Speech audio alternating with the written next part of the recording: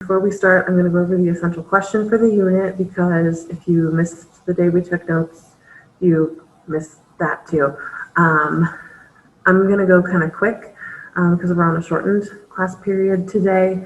But the great thing about recorded lessons is you'll be able to pause if you need to type. So I have an essential question at the beginning of every unit, and that is partly to do with how I test. At the end of the unit, when we take our unit test, about half the test will be multiple choice, matching, true, false, that kind of stuff. But then the second half of your test will be an essay question, and your essay question will always be a version of the essential question. So what it'll most likely be is it'll be broken down into 3 prompts that you'll get before we test, so you can think about which prompt you want to write about, and you will pick one of those 3 prompts to answer as an essay portion of the test, and that'll only be like, maybe 2 paragraphs top of writing. It's not a big, like, 5-page paper.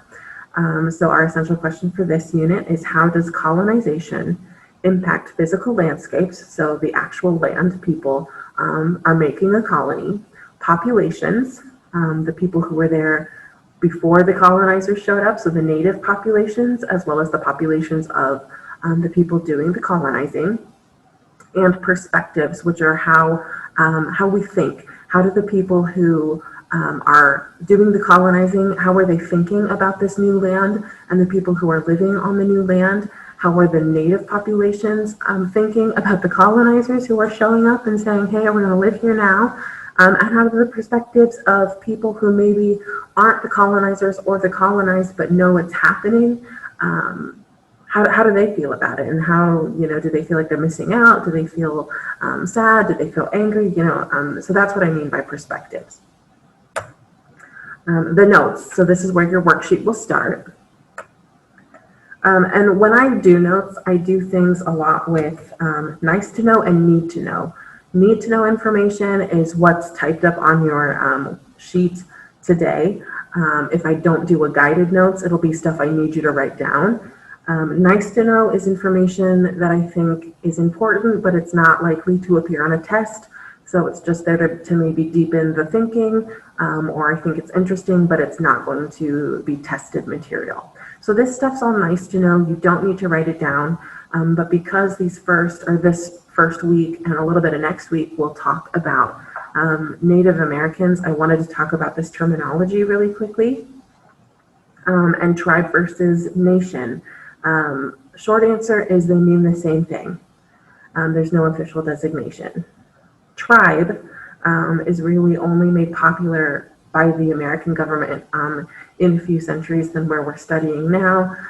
When the United States becomes the United States, they refer to the native population of America as tribes of Native Americans or Indians or American Indians. That terminology changes too throughout history. Nation is what people of that race refer to it or themselves as most often, based off my research. In historical research, so people who maybe, they're writing about this from an academic standpoint, it's most likely, not likely, often called nation to refer to like a geographic area, but not the specific individuals living there. And so that's kind of what we're talking about today with culture groups later on in the guided notes. But tribe will be used to talk about a specific smaller section of that larger nation. So an example I have here is the plains is the nation or nations. It's the large group of lots of tribes in one area. The tribes then are the specific groups. So like the Dakota Sioux, the Lakota Sioux, the Santee Sioux, they're all part of the big Sioux conglomerate of tribes, but they refer and identify as something more specific than just Sioux, okay? So need to know information. These are some of your early bullet points. Actually, I'm going to get a paper. You hear rustling. I'm getting a paper version so I don't have to back up by hitting too many bullet points at once, okay? We're going very general today because there are over 500 varying nations spread across North America. So in that first space, that's where you're going to put 500. These tribes had different social systems, which is like class systems. How we think, how are some members of society deemed more important than others. They had varying spiritual beliefs. They had varying cultural practices, which are like, how do they greet one another? How do they trade with one another? How do they fight with one another? Or why do they fight with one another? What are the things that they are disagreeing on so much that they need to fight? Those are all cultural practices. As well as they have different ways of interacting with one another. Again, that kind of bleeds into cultural practices. But it's also how are they dealing with people within their own nation? How are they dealing with people who are maybe outside their nation but still a Native American compared to someone outside their nation who is a European stranger to the land? Most tribes have a single creator spirit as far as their religious practices go. Even though it's a single God, it's not considered to be the same God as Christianity will bring. And many tribes will adopt Christianity, either now in the early colonization period that we're studying, or getting ready to study, but also later in the 1800s, missionaries from various Christian faiths will come over and try to convert the native populations for a multitude of reasons I'm not going to get into now, but it's a different, their traditional religion is different than Christianity.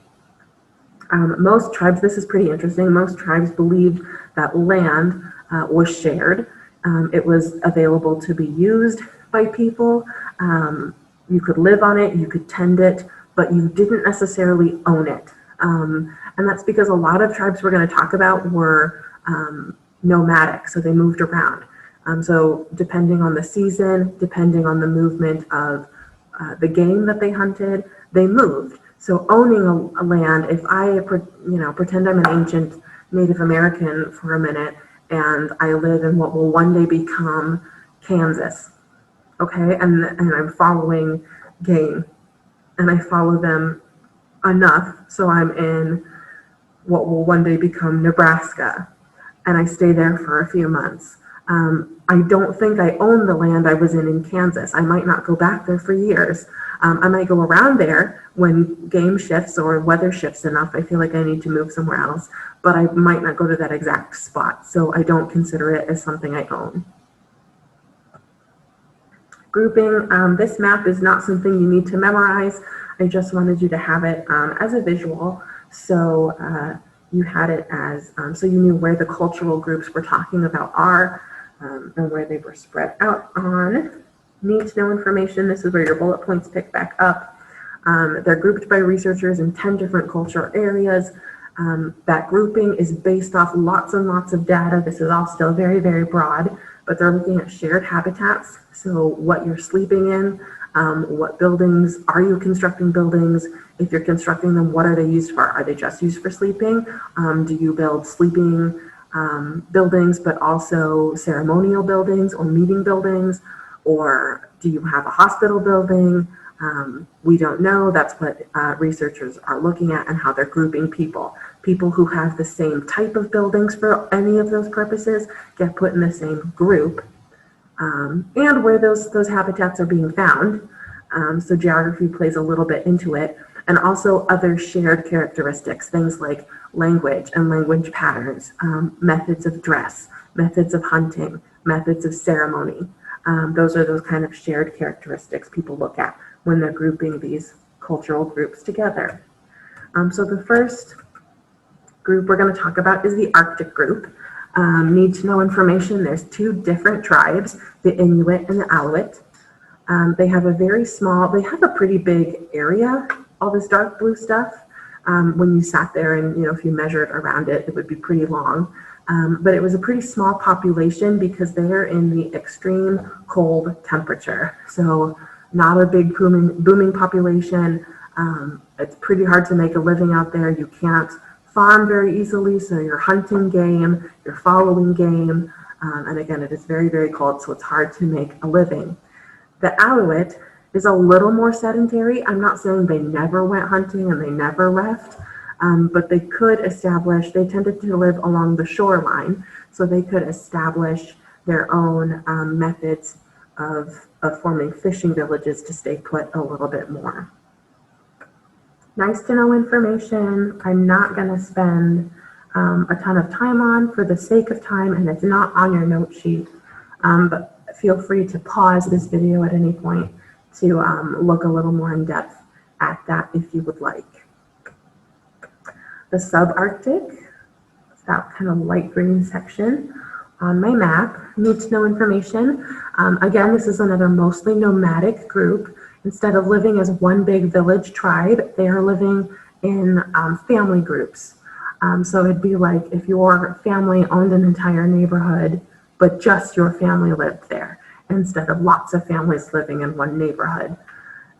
Still a pretty sparse population. We're still in pretty cold temperatures, and the terrain is maybe not quite as frozen as the Arctic, but it's mostly frozen, and where it's not frozen, it's soggy and squishy and muddy and hard to walk and travel. The structures we're looking at are small tents and lean-tos, so something more portable than the Arctic group, where they had igloos and sod houses, so they'd stay a little longer. These could be packed up a little more quickly. And then this group is known for fur trading. At first, it's a way for them to build positive working relationships with Europeans. Later, it will come to really almost exterminate their way of life, because Europeans will not hunt responsibly. They'll insist that the Native Americans, who are doing a lot of the hunting for them, not hunt responsibly. And in some cases will say, we don't need the middleman, and will harm the people who are used to hunting these creatures, so we can get all the profit and we don't have to worry about trading with someone else. So it can, it nearly exterminates their way of life. Again, nice to know information. I'll leave it up for a couple of seconds, but I'm not going to spend time reading it out.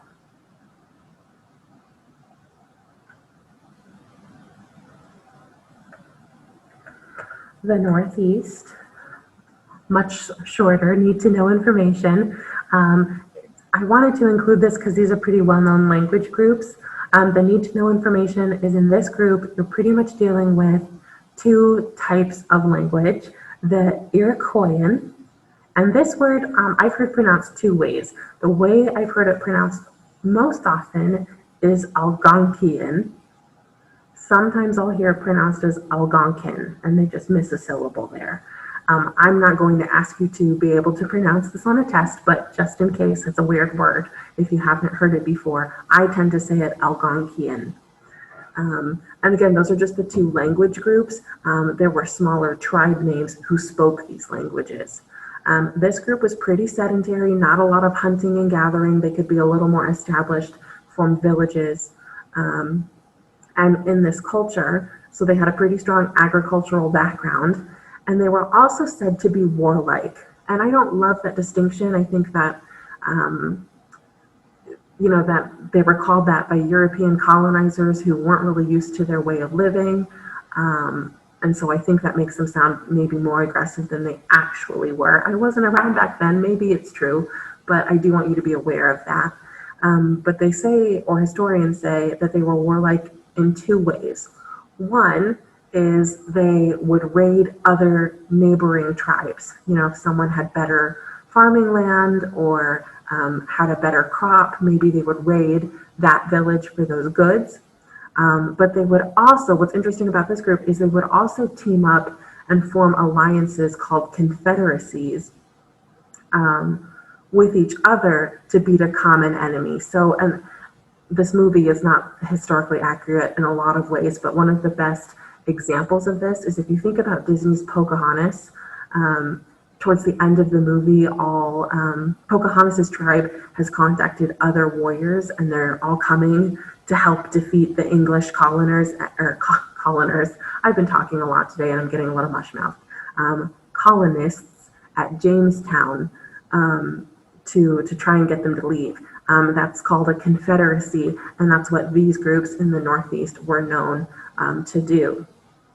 And I think that information is actually in the nice to know. Yeah, that second bullet point is, so it was another word for alliance for some backup, okay? In the southeast, just put all of that up there, okay? In the southeast, we have another pretty established agricultural group. They become expert farmers at things like beans, squash, and maize, as well as tobacco. Beans, squash, and maize, which is a type of corn, very, very valuable for food supplies. Maize also, there's some maize you can eat and some maize that's better to feed animals. So it supports livestock as well as humans. And tobacco makes the Southeast a very desirable location for European colonizers. They bring tobacco back to Europe and it's very well received. They're organized into small villages, so less family groups, but villages of people. And the groups that were most well known here were called the 5 civilized tribes. And those were the ones who would meet with Europeans most often and had the most contact with them.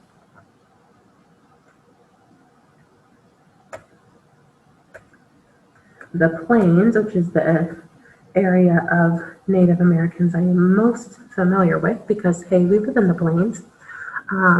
Before Europeans got there, remember, this is all pre-colonization. Before Europeans got there, they were relatively settled hunters and farmers. So they did some hunting, gathering, but it was more like we would have family farms within a village and occasionally go out to hunt, but you wouldn't need to travel, the whole region just following herds of game all the time.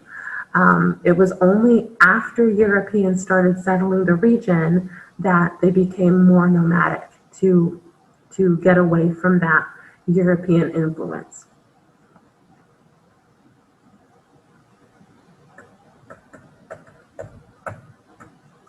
In the Southwest, we have a large desert population, or not population, excuse me, a large desert region. So it's very, very hot and dry, hard to make a lot of farming happen. So you have kind of 2 groups within this culture area. One group, which isn't necessarily these 2 tribes, these were just 2 examples, but one group could be a little more sedentary wherever they were. They would build permanent villages, and these were called pueblos, which is a type of clay structure. But other tribes, which is a bullet point I didn't pull up, other tribes were way more nomadic and hunting and gathering or raiding to get what they needed without having to set down permanent roots. Nice to know information. Whoops. With the Great Basin. Okay.